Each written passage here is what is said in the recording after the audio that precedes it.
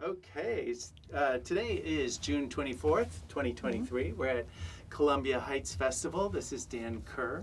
Could you tell us your name? Yes, my name is Lorie Preheim. And could you tell us about your relationship to Columbia Heights? Sure, I've lived in the Columbia Heights area since 1992. I came as a full-time volunteer. And I worked here both in the Shaw area as well as in Adams Morgan area with Academy of Hope. It was a GED program for adults, and so it was really rewarding to work with the adults who were, dropped out of school for one reason or other, and see them succeed and get their high school diploma and go on to work. So it was very rewarding. And the area was very different at the time when we came. So I lived right here, a half block away, 13th and Kenyon.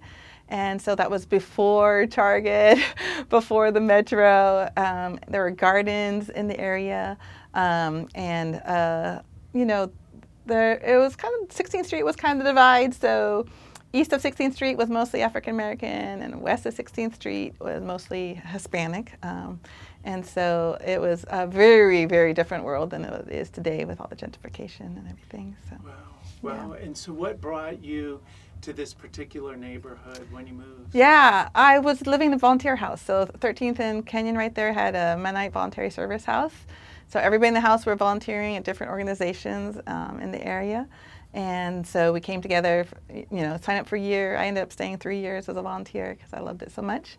And about 5 of us moved out together to Girard Street, and we continued to live in community, kind of like what we were in the volunteer house, and continued to eat together and do retreats and everything together. So it became a lifetime community, and everybody working with nonprofits in the area, different schools. Now I'm a teacher at Coolidge High School, and I worked at Berea Public Charter School for almost 25 years, working with immigrant families. Also, we had English classes. We had classes, early childhood classes. So really it was about keeping families together, going to school, getting their diplomas, learning English, being able to make their way in the community, talk to their doctor, use the public transportation, and be active in their child's school, in the PTA, and volunteer in the child's school. So it was really about parent and child interactions and making sure their kids, were successful in school. So we had a 0 to 5 program, and the teachers would prepare them to go into school. And so all of our kids the teachers who received our kids said that they were way ahead of all the other kids and were really good. And they could tell a big difference that they had been in the early childhood program. And the parents had been very active with their child's school as well. That's great. Could you tell me a little bit more about the two houses that you lived in? Yeah. The first one and the one in Girard Street. Yeah, sure, absolutely. So it was right here, 1302 Kenyon Street. So again, it was a volunteer house. So every year they had volunteers coming and working in the community. They actually had 2 houses. They had another house right across the street here from the school. So that altogether there was about 14 volunteers that worked in the area. Doing full-time service, full-time jobs. And were they from all over? They were from all over the United States. I was trying to think if there's any international. Mostly from the United States. Most of them coming straight from college and their first work experience. And many stayed to even start their own nonprofits or work at other nonprofits in the area. Things like Bread for the City and Family Place, which are all organizations found. Academy of Hope, as I mentioned. City was a tech organization, and so that provided sort of low-cost tech support for all the nonprofits. Oh, fantastic. Yeah, so 5 of us again moved out to Girard Street and continued sort of the model of community and continue this 25 years later. So I came in 1992. So since 1992, we're still doing community and working in the community and trying to make DC, And are you still on Girard? Or no, now I bought a house up on Jefferson, 2nd and Jefferson. So after years of living, lived on Girard Street for a long time. And then on Spring Place for many years. So always within the area. Just the 5 of you at Girard Street? Or? Yeah. 5 of 8 of us moved out together. I see. Yeah. And what Did a lot of your social life or revolve around the house, or did Yeah, you? of What were course. some of the other places that were important, or tell us about? Oh, Ben and Jerry's. Okay. So we got our small stipend. We got $35 a month. So I used at least half of my stipend every month at Ben and Jerry's in Elms Morgan, which is now City Bikes. They moved on to another location. And so, we've really seen the whole neighborhood change so much, so much in the time here. That's amazing. $35 a month. So Yeah. You basically you had your place that was Yeah, they covered. paid for health insurance and travel and all that kind of Okay. thing. Everything was paid for. Yeah. Right. Yeah. So you'd cook and eat together. That's right. And, So there are other volunteer organizations like the Lutherans, the Jesuits. There were different organizations around that also had volunteer houses. okay. Yeah. And you would socialize with them as well too. Yeah, and just I worked with adults, so we would hang out with the adults. We go dancing and everything. They taught me a lot. They couldn't believe I didn't know how to fry chicken, so they taught me how to fry chicken. And where would you dance? I cook Southern food, cook collard greens downtown. Okay. Yeah, they were mostly African American, so we'd go down to downtown area where there were dance places. Oh, neat. And we just give them different experiences. We took them to the beach and various things. So Okay. yeah. Oh, great. It And was do really you remember rewarding. any of your favorite dance clubs? Oh, back then I couldn't even tell you what they're called. Now I'm with mostly the Hispanic community, so we go to the Hispanic places Okay. around the area. Yeah. And you learned to dance the different dances through. Yeah, just- salsa, merengue, bachata, Great. everything. Yeah. What drew me to DC and kept me here is the diversity. Mhm. So I really like the diversity, and you see people from all over the world, lots of cultures, and I think bridging the gap between cultures is kind of one of the things I've enjoyed working in education. Because when students are in the classroom together, help each other, talk to each other, that one-on-one interaction is what is going to, decrease any kind of tension between between the two cultures or various cultures, and increase, just understanding of different foods and ways of doing things, and opens people's eyes a lot, makes them, lifelong, then, reaching out and intermixing, making friends from different places. Wow. Because when you first got here, there was a lot of division between the two groups. Okay, between the African American and the Latino groups? Yeah, quite a bit. They didn't intermix very much, and you see a lot more now, but at that time they didn't, very, very little, and there's some tension, different, a little bit of violence between the groups, as you Okay. can And was imagine. that around the Mount Pleasant kind of uprising, or when was that? 91 yeah. or 2? Or? Yeah, Mount Pleasant, I think, was, there were different times when there were different uprisings, and I can't tell you the exact years. Oh, sure. Sorry, I'm not very good at remembering years. But there was definitely, there's still to this day even gangs and things, and, you can see, I work at a high school now, so you can see, or you hear about different things. But again, people are making friends, they're intermixing, I'm a Spanish teacher now, so it's fun to see the different cultures and stuff, make friends, yeah.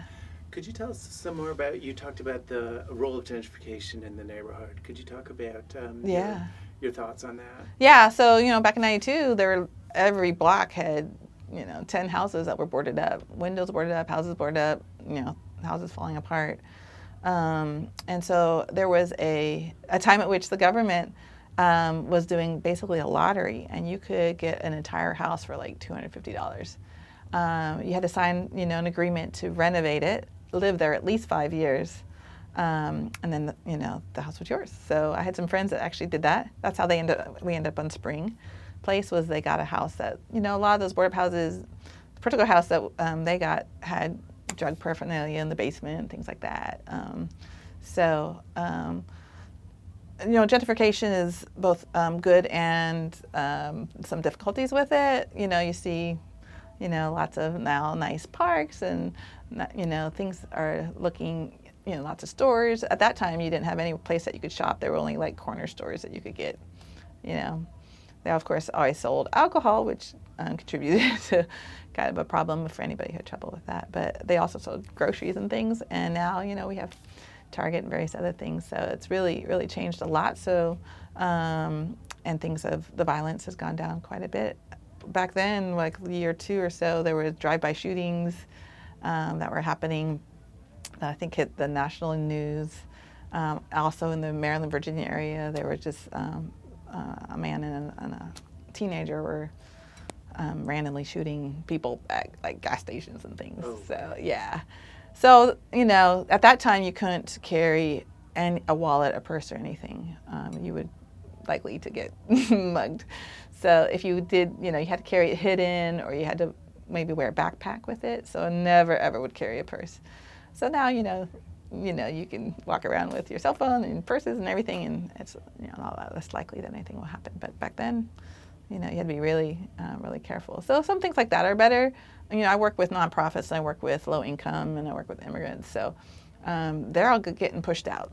So nobody, not even the teachers at our school, can afford to buy a house in D.C. So everybody's getting pushed out to Maryland, mostly to Maryland. So that's hard to see. People that have lived here for a long time can't afford it anymore.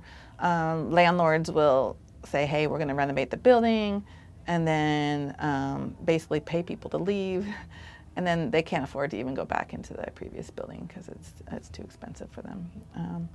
So it's hard to see people in generations who have been here can't live here anymore. Not even, like I said, not even teachers can afford to live here. So that's the hard part. So I really would support any kind of housing that is mixed income housing. So Mary Center is Bria partners with Mary Center, and they had a project up on Georgia Avenue that was a mixed housing. So that kind of thing, those kind of initiatives are really important. MANA did a lot of renovations where they trained people how to renovate houses, and then did cooperatives so people could buy into the cooperative and affordable housing. So all those kinds of projects are so important. And I would really hate to see that, immigrants and African Americans, low income, can't afford to live here anymore. It would be sad because there's so many services. DC has the most services for those populations in the entire United States.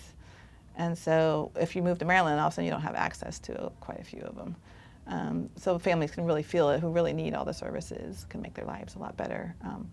If they have to move out because of not being able to afford the housing, they don't have access then also to all the services. So, really, that's the difficult side of the gentrification. Yeah.